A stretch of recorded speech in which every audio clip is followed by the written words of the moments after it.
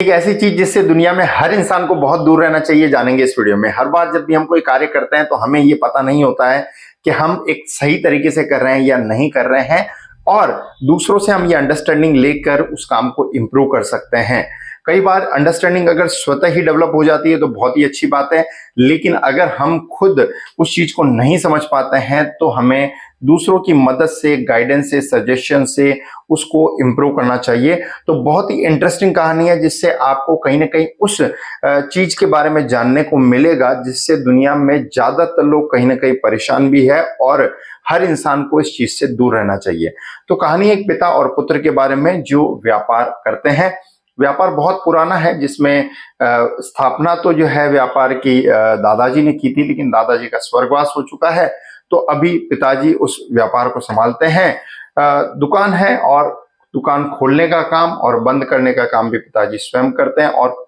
पुत्र अपने अध्ययन के बाद, या आप कह सकते हैं कि अपनी पढ़ाई पूरी करने के बाद, अब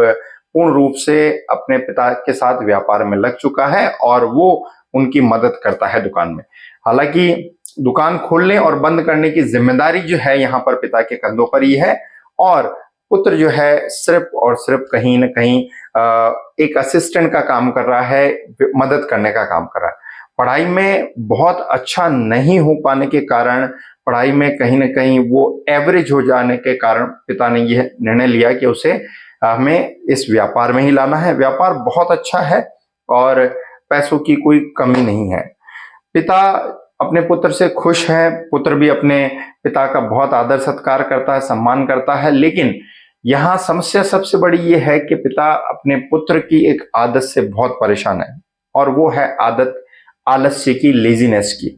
पिता अपने पुत्र को बहुत बार समझाते हैं कि आलस्य हमारे लिए अच्छा नहीं है और ये हमें अकर्मणीय बना देता है। हर इंसान कहीं ना कहीं एक प्रकार से, इस प्रकार से उस काम को टालता है कि आज नहीं मैं कल करूंगा, कल नहीं मैं परसों करूंगा, और ये खास तौर पे इस पुत्र के अंदर देखने को मिलता है कि वो किसी भी काम को तुरंत नहीं करता, उसे कल परसों या नरसों पे टालता है, और इसके कारण उसे कई बार बहुत ज्यादा नुकसान होता है।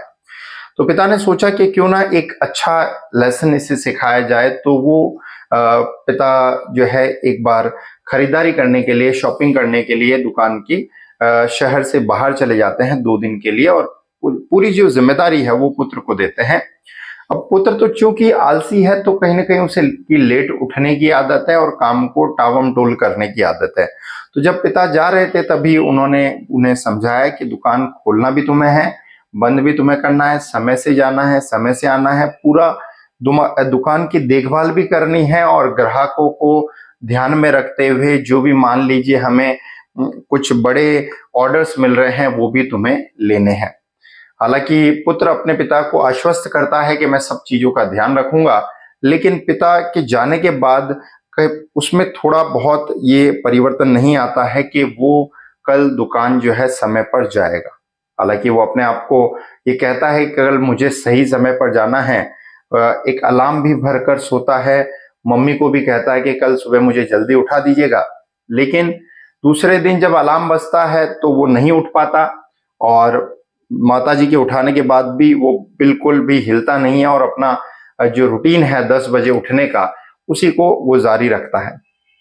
और आधा दिन बीत जाता है क्योंकि 10 बजे उठता है वो, और अपना दिनचर्या पूरी करने के बाद जब वो जाने लगता है तो 11 साढ़े 11 बज जाते हैं। जाकर व्यापार पर वो दुकान खोलता ही है कि लंच का समय हो जाता है, तो वापस से बंद करके वो घर आ जाता है।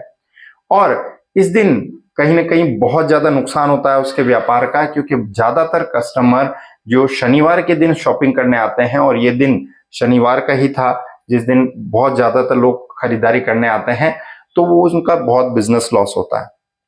दूसरे दिन के लिए पुत्र सोचता है कि मैं अगले दिन जल्दी जाऊंगा, लेकिन चूंकि रात को दोस्तों के साथ घूमने फिरने की उसकी आदत होती है, तो लेट नाइट तक कहीं अपने दोस्तों के साथ घूमने फिरने की वजह से वो बहुत देरी से सोता है, और चूंकि वो देरी से सोता है इसीलिए वो जो है सुबह फिर से जल्दी नहीं उठ पाता। और इस दिन पिता को बहुत एक बड़ा ऑर्डर मिलने वाला था, क्योंकि रविवार का दिन था, और पिता यहाँ पुत्र को बताना कहीं ना कहीं भूल गए थे कि इस दिन जो है एक बड़ा ऑर्डर हमें मिलने वाला है। दुकान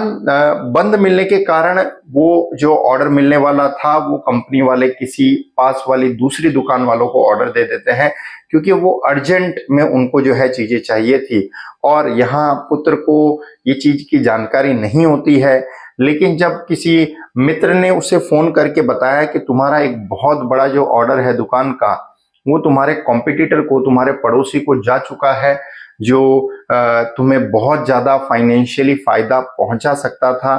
पुत्र यहाँ बहुत परेशान होता है, दुखी होता है और वो कहीं से उस व्यक्ति के नंबर ढूंढने की कोशिश करता है जिसने ऑर्डर फाइनल किया था,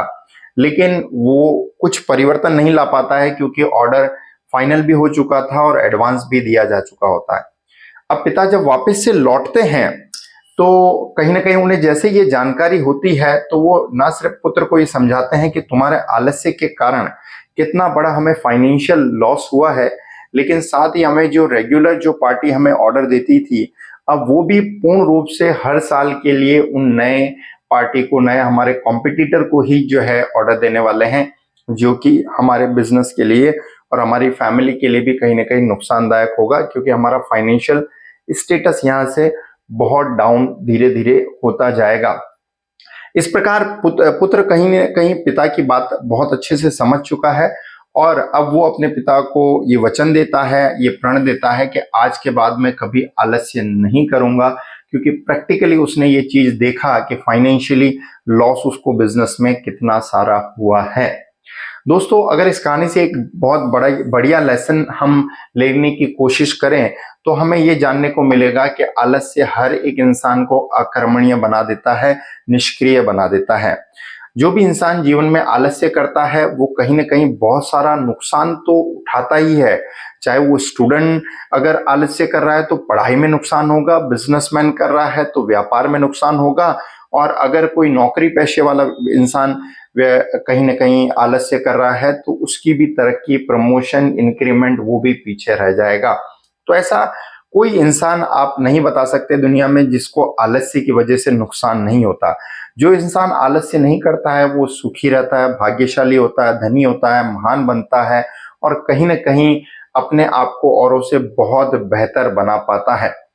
और हर एक इंसान को कहीं ना कहीं ये चीज समझना चाहिए कि जो लेजीनेस का परसेंटेज है, जो आलस्य का परसेंटेज है, हर इंसान के अंदर होता है, किसी में कम होता है और किसी में ज्यादा होता है।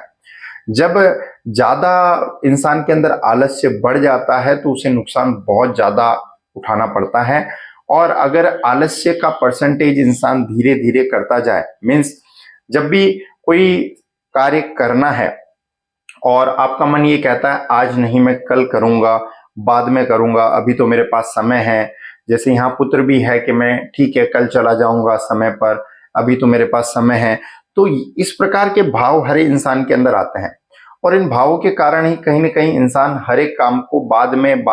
Later on, I will do it later on, इस प्रकार के जो है अपने आप को वचन देने लगता है। लेकिन नेक्स्ट टाइम जब भी आपके मन में ऐसा आए प्रश्न के आज नहीं बाद में कर लेंगे,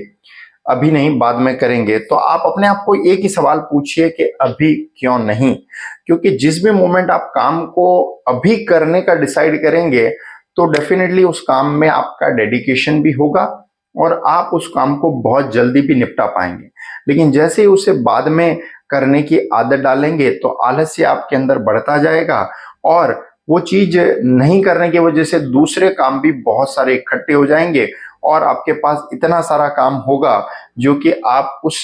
समय के दौरान नहीं कंप्लीट कर पाएंगे जिसमें आपको करना चाहिए। सो आई एम श्योर कि इस कहानी के माध्यम से आप अपने अंदर अगर थोड़ा बहुत भी लेजीनेस है या लेजीनेस की आदत है तो उसको दूर कर पाएंगे और अपने आप को और ज्यादा परिश्रमी और कर्मठ बना पाएंगे। अगर कहानी अच्छी लगी तो फैमिली मेंबर्स और फ्रेंड्स को जरूर शेयर करें, चैनल पर नए तो सब्सक्राइब करें ताकि और भी ऐसे यूजफुल वीडियोस देख पाएं। Ultimately thanks for watching.